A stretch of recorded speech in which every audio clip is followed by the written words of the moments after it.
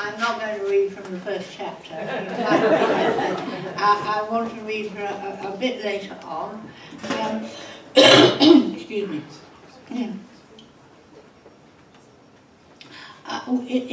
It reached a stage. Of course, the novel is largely about old people, elderly people, looking back and living their present lives. And this is about Alan, who is married to Rosemary and has been married to her for a very, very long time. They have children and grandchildren. And but he has met the love of his life when they were both 18. And they were separated, they were parted as things. They both went off to university. And he's met her again, and his love has been revived, which is causing him great happiness and joy and pain and fear. Because what is he going to say to his wife? Anyway, there we are. So I'm going to read 2 or 3 pages from this point.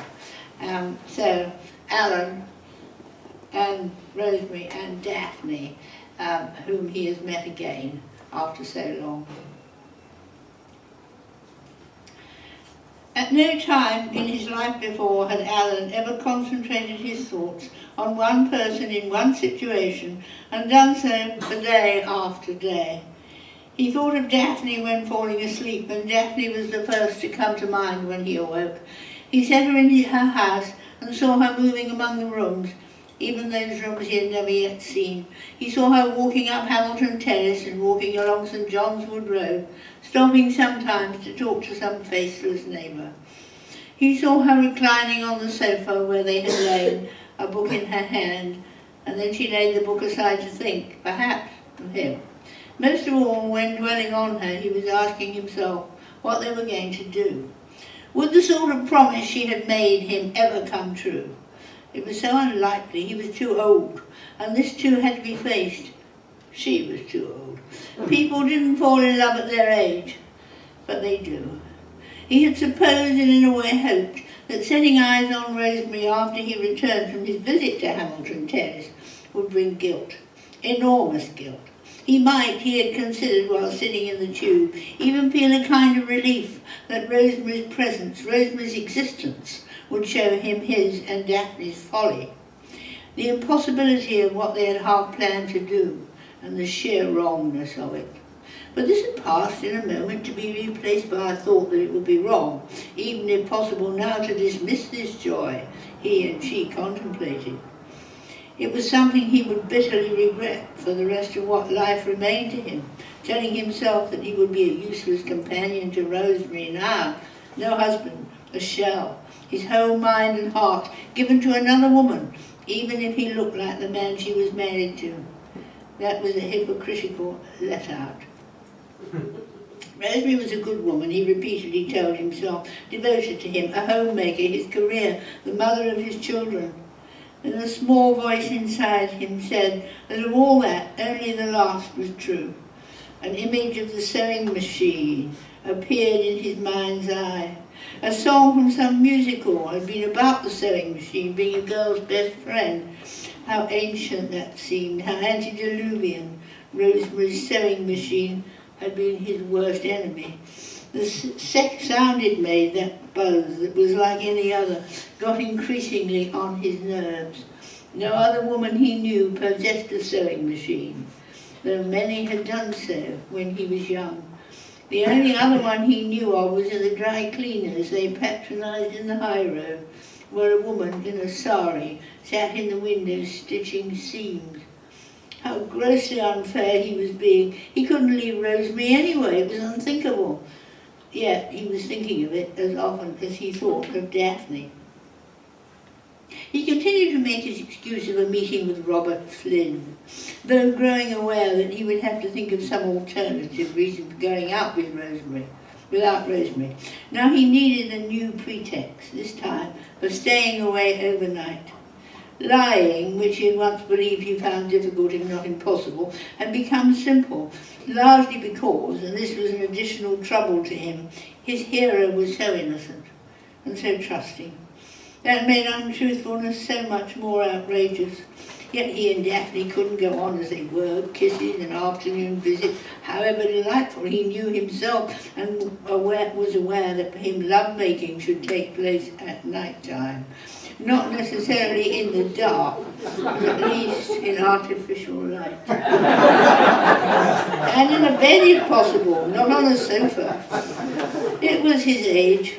Wasn't it true that for this fundamental aspect of our being, for sex and love, we want the circumstances, the setting, and the very sounds and scents of our youth? That may well be why some marriages endured more or less forever. He thought, as he often did, of Daphne's father's car at dusk on Baldwin's Hill. The smell of her now was the same, the feel of her. She was the first woman he had had, and would, if all could miraculously go well, be the last. He would be found out through Robert Flynn. That was why he must think of another excuse. He thought of all this as he told his usual lie to Rosemary and set off for Loughton Station. Robert would phone, or his wife would, or someone else who knew them both would phone, and tell Rosemary that Robert was complaining he never saw Alan these days. Coming home in late evening, he often thought of that. But he need not think of it now. Not now. Risotto is a dish notoriously difficult to make. Or if not that difficult, time-consuming.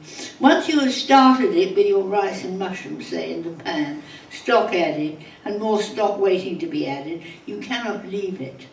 Constant stirring is essential, or disaster ensues. The chef at Lotario's restaurant in St John's Wood High Street was a superb cook, and his risotto was famous, thanks in part to culinary features in glossy magazines. The restaurant was always full by 8:30, but those who booked for 7, the locals and the elderly mostly, found space and soft music, pink tablecloths and napkins, always the best colour, and courteous service, and of course, the risotto. Freya and David had been visiting the flat in the block opposite Lord's, of which they now had possession. They would move into Oak Tree Court on the following Saturday, but today they were measuring windows for blinds and calculating whether the second bedroom would take a queen-size bed. They arrived there later than they had expected, and once inside made 2 discoveries. The previous occupants had removed all the light bulbs, and they themselves were highly incompetent, both with tape measures and rulers.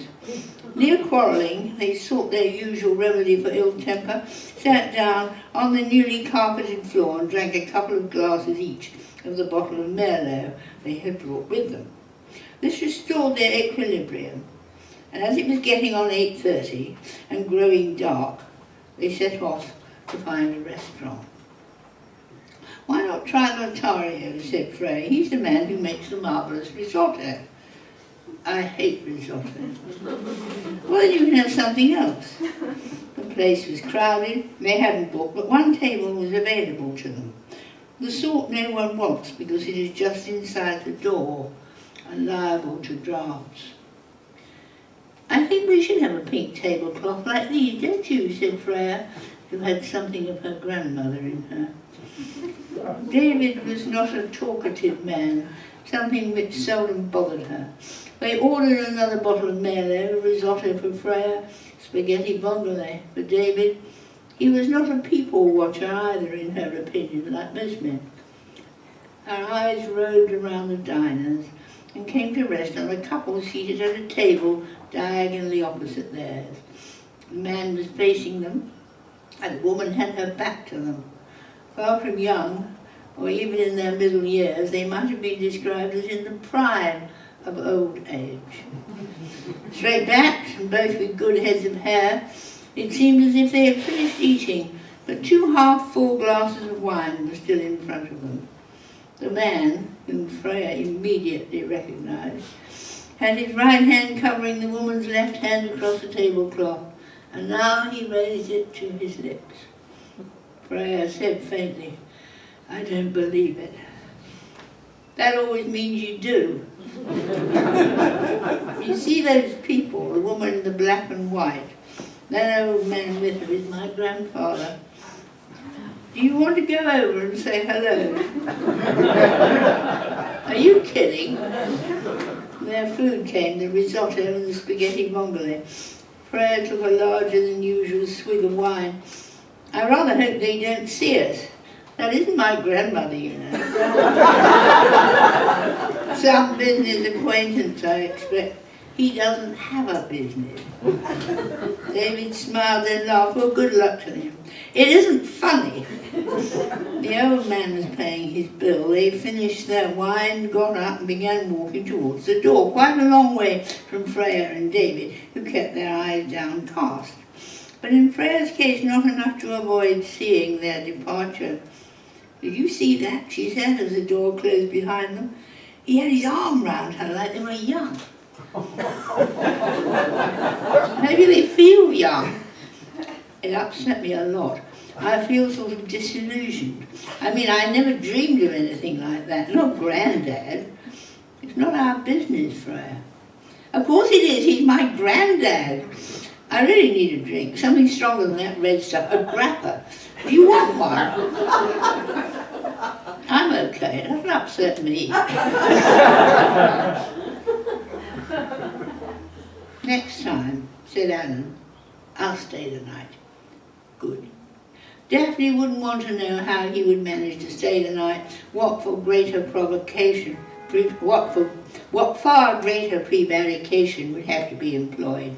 What far bigger lie be told to explain his absence for perhaps 24 hours. Not Robert Flynn this time. Alan was growing frightened of Robert Flynn, of this innocent and blameless man might suddenly surface like a monster from a calm sea, rear his ugly head, though Alan remembered him as rather a handsome man, and gnash his shark-like jaws, robbing his quarry of an arm or a leg. For to lose Daphne now would be like the loss of a limb.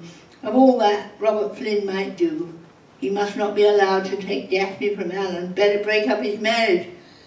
But that was already broken, wasn't it? Worries mostly related to Robert Flynn, whose function as an alibi Alan felt he had overused, beset him all the way home in the tube train. He even envisaged walking into the flat and finding not just a wakeful Rosemary sitting there, but also Robert Flynn and his wife, whatever she was called, the three of them assembled to examine his lives and excuses and confront him with them. Of course, there was nothing of the sort. Rosemary was in bed and presumably asleep, and the copper-coloured silk suit, finished at last, was on a hanger in the hallway.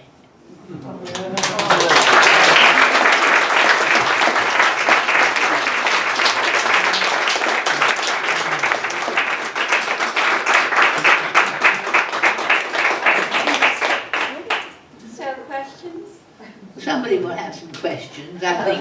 But take your time. Somebody has a question. Is Wexford still alive and well? I think so. I don't live with him. I'm not in his confidence, but I think that he too, rather like Robert Flynn, will surface and snap perhaps. Yeah, in a year or so. Question. I've been emailing a psychiatrist that I know the last couple of days about the Bill Cosby scandal, and I had referred to him as a sociopath, and she said she didn't think that was a good description of him. And I'm wondering, since you write about a lot of people who have personality disorders, do you make a distinction between a sociopath and a psychopath? I'm not quite sure what the difference is. Well, I never think about it. You don't think about it? Okay. No, I don't think, not in that sort of sense. I I don't know whether such people are psychopaths. I don't even know what a sociopath is. Okay. Somebody who doesn't sort of fit in with society, I suppose. Okay, all right. But I don't know. And I don't think that writing as I do is necessary for me to know Okay. something like that. All right. Okay, I was just curious because it's... No, I don't make a distinction because I just don't know. Okay, It doesn't seem to matter to me. okay. But I have a follow-up to that. Your awful people, your murderers and things, often are in some ways sympathetic. It's almost a little bit Shakespearean. There's always that dichotomy in the characters, never anything just completely pure evil. Can you talk a little bit about that and why you do that? Well, I suppose I think I have never known anyone that I could say was pure evil, as far as I know. But I don't think so. I think it's a bit over the top. It's a bit melodramatic. I think that people must be. They're all right with their own families. They're all right with their children and so on. But they may be very bad. But I haven't known them. And you know, when I'm writing, I don't think about that sort of thing. Not really. I just think that this is somebody that is a character in my book, is apparently quite unpleasant, but maybe not. Maybe all right. You see, we don't know on the whole evil people, do we? I don't think we do. We know people we don't like, and that is usually enough for us. We don't like them, and that's it. So in that case, if we aren't related to them, or foolishly enough married them or something, and mostly we haven't, we don't have to think about them. We don't concern ourselves with them. We might maybe one of them ourselves, but we don't know that. I don't think so. Now then, I'm monitoring this myself, which I'm not very good at. Yes. Well, I wanted to thank you so much for beautiful reading and for thousands of hours of just delightful reading through the years. So thank you so much. And I wanted to know, in terms of, it might be a naive question, but the genesis of your stories, does it just kind of come to you as like a flash of insight, oh, I'm going to write a story like this, or do you sit down and kind of concentrate on a certain topic until something comes to you? I think that, the last thing, that wouldn't work at all. It would never work for me. I suppose I can best give you an example of how I have thought of various books. I wrote a book which is mostly about the London Underground. It was Barbara Vine, of course, and it's called King Solomon's Carpet. And that I actually got that idea when I was in the Tube. See, I like the London Tube. I quite like being in it, and I do tend to go into it at times when it's not very crowded.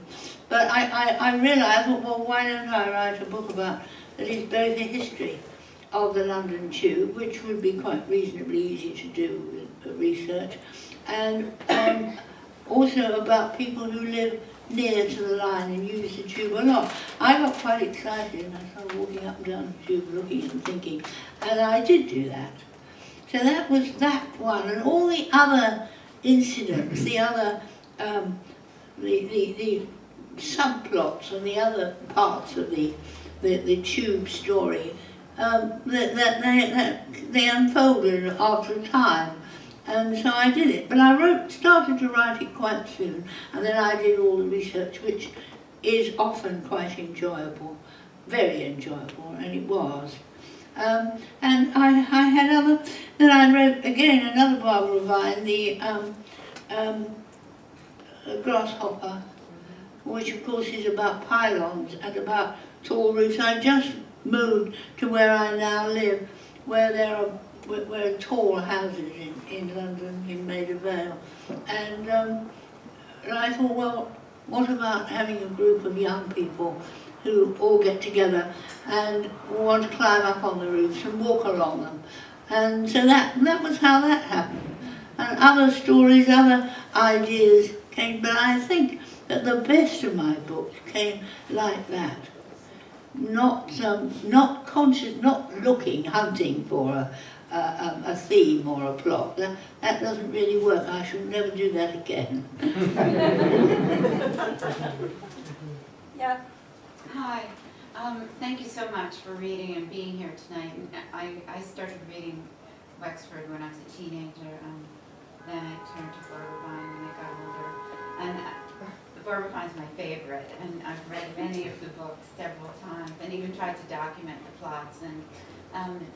And House of Stairs, Asta's story, and the one about the writer who denied his past and his relationship with his brother inadvertently, all really profoundly changed how I looked at fiction and how it was constructed. And I wondered how you were able to go back into the past to find something that brought together the lives of people who were the characters that you're really following, who are living, as opposed to the people who had preceded them and have died, and how you managed to make that come alive. Well, of course, I don't know. I think if you look back into your own life, as I look back into mine, I don't know how we do these things. I think if you do look back and you want to recreate the past or remember the past, you try and you succeed and you can get some idea. You may not be recreating it as it was, but that's all right, because you can achieve something that way, and that's what I have done, and we'll do again. I like doing that. It's interesting.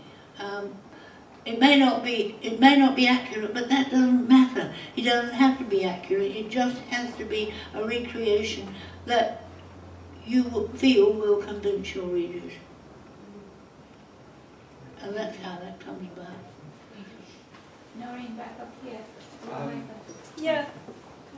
Someone back there? Oh yeah, regarding your characters and how you get into their mind, I'm thinking of the Crocodile Bird and all of them really, but it's astounding to me just how you get into the mind of the criminal or the victim. And I was wondering, have you ever spent time interviewing people in criminally in insane asylums or in prisons? Because it's just astounding how you get so into the mind of that person. It seems almost, to me, it's almost like impossible that you can create this just from your mind. The way they're so authentic. And so I wonder, how do you get that kind of authenticity? Well, of course, again I have to say, I don't know. See, there are a lot of things I don't know. I know that I want to do that. I want to get into people's minds. I want to try to be how they are and think about how they think and how they act and why. But if I'm successful, I'm glad. But I don't know how I do it. I don't know what I'm doing. And I think this applies to a lot of writers. You want very much to create a real background, a real happening, a thing. And this is the way it must have been, and this is the way this man thought, or I would have thought. But if you're succeeding at it, you don't know. You just hope. You try. And that's all. I don't. This may not be very satisfactory to you, but it's the best I can do. So they're not based on people that you may have known, or? No, never. But except that when you say that, and I always say that because I don't consciously go and pick on somebody I know. And yet, when we say, no, it's not based on anybody, if it's not based on anybody, what is it?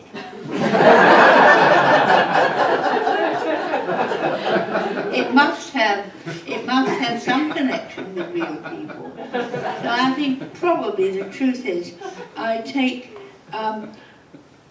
bits of people that I have known and put them with other people and make a character that way. I'm not aware of it, but if that isn't so, I must be taking them from characters on television, which would be awful. I don't think I do. Yes. Do you feel that your writing style has changed much over the years? Are you conscious of any sort of differences? I hope so. I hope it got better. I hope it got more convincing. I hope people would appreciate a character and think, yeah, this is a real person. I can understand this person. I've never known anybody like them, but I can believe that it's possible. That's all you can do, I think. I don't know how else. But I think you have to have a character that, let's take a woman, a middle-aged woman who's living in a house that's in an area that you know, and you've got to think about her. And of course, as you begin to create her, you've got to think, what does she do? She doesn't work. She has no job. She's like this character, Rosemary. She's got a sewing machine, and she sits at it and she makes clothes. And you think about them, does she make them well? No, she doesn't. She's not very good. You see, her husband hates them. He would like, he doesn't want to hurt her feelings, but he would like to stop her doing this. He would like to encourage her to buy her clothes, because now he can easily afford that. They can afford it. And so you begin to get a character that is coming up. And of course, she's quite a good cook and a housekeeper, and she wants to look after him. But sometimes she senses that he feels this and she resents it. So you've got a character is already forming here. You see what she's like. She's a good mother, but her children are grown up now. She likes her grandchildren partly because, of course, she feels she ought to. A lot of people do. And then you've got another aspect of her.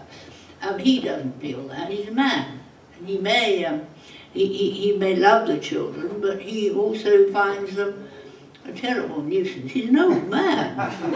He doesn't want 3- and 4-year-olds climbing all over him and falling off the balcony and so you've already got people there who are saying they speak, and so you give them, they must speak in the way they would because they're old.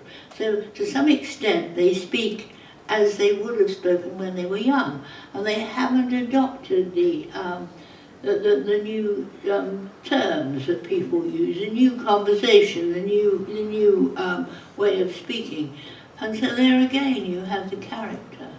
And by this time you've got two people, just two people for instance, who have strong characters that you can see. There they are on the page and you can read them.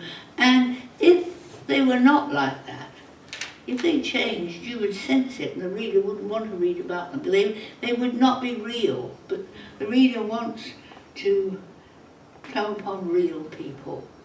Of course, they never will be real people because you would have to be a great genius to create real people.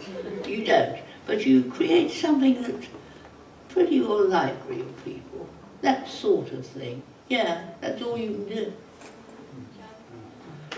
That's a very basic sort of question, but when Noreen introduced you, she talked about that you were a crime writer that sort of blurred the edge between literary and crime, and I know that there are people who've said to me, well, I don't read crime, but I read Ruth Rendell. What do you think of yourself as a crime writer, and if so, what attracted you to writing about crime or a criminal mind? Well, there are two questions there. I don't think of myself, I just think of myself as a fiction writer. I don't think of myself that way. I wasn't attracted to crime. It happened to be the first book that a publisher accepted, which was a good crime novel that I wrote really to see if I could. But it's not that what I can do is suspense. And that I must do. It's essential for what I write. So that's what you can say I do. I'm not attracted by crime. I certainly wouldn't want to write books about violent crime, and so the whole book was devoted to the commission of a crime and getting away with it, and perhaps because I would want to bring something else into it as well. And but I'm successful as a crime writer because I think I can create suspense and I can make my readers long to know what's going to happen. They want to keep on turning the page. They want to know how this is going to work out, and that's really it. Yes, I've noticed in a few of your books over the years the theme of like missing or kidnapped children. Is that something that you've consciously chosen to write about, or that it just sort of happens to come up? I think happens to come up is probably right. No, I'm not. I wouldn't want to write about the killing of a child. I wouldn't want to write, certainly wouldn't want to write about the torment of a child, the torture of a child, or much of the suffering of a child. It goes against the grain with me very much. But I've written about missing children because I do think that is a theme that makes for great interest, and people wonder, well, what is going to happen? What happens to this child? Is he or she going to be discovered? What will come out of it? And that, I think, is something that must fascinate any crime writers or suspense writers. Just in this brief reading that you did this evening, in these very few pages, there were lots of instances of very funny writing, great humor. Is humor something you consider indispensable, an important part of your writing? Does it happen by accident because it's just so consistent with the moment or the scene or the person? Or do you seek it out? How do you feel about it? I like to be funny if I can. That is the answer. I do. There's no conscious looking for it, hunting for it, thinking this must be the. I like to be funny. I find many amusing sides to life.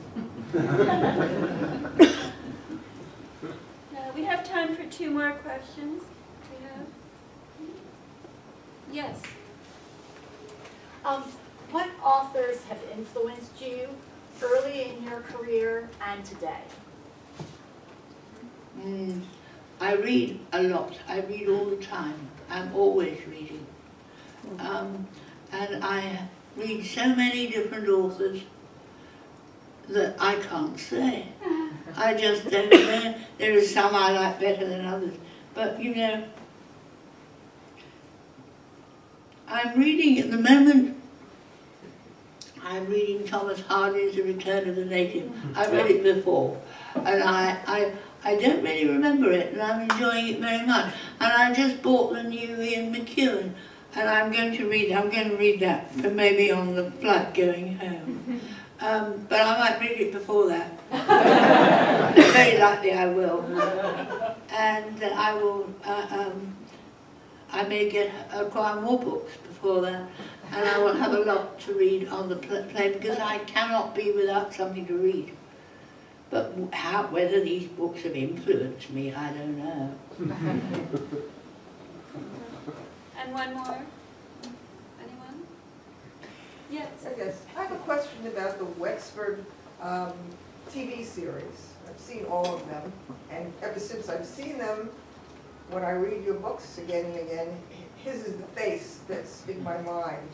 And I was just wondering how you feel about that. Are you happy with him? Are you happy with the series? Well, I'm happy with George Baker taking that part. Right. He was very good, and almost more with Christopher Ravenscroft as Burden. But I've never been very much involved with the television. I think that I was lucky to have two such good actors, and they were fine. But apart from that, I didn't much like any of the stuff that has been done with my books on television, but except that those two were very good. And of course George is dead, and so there were no more made. And maybe they shouldn't go on making these series. I don't think so.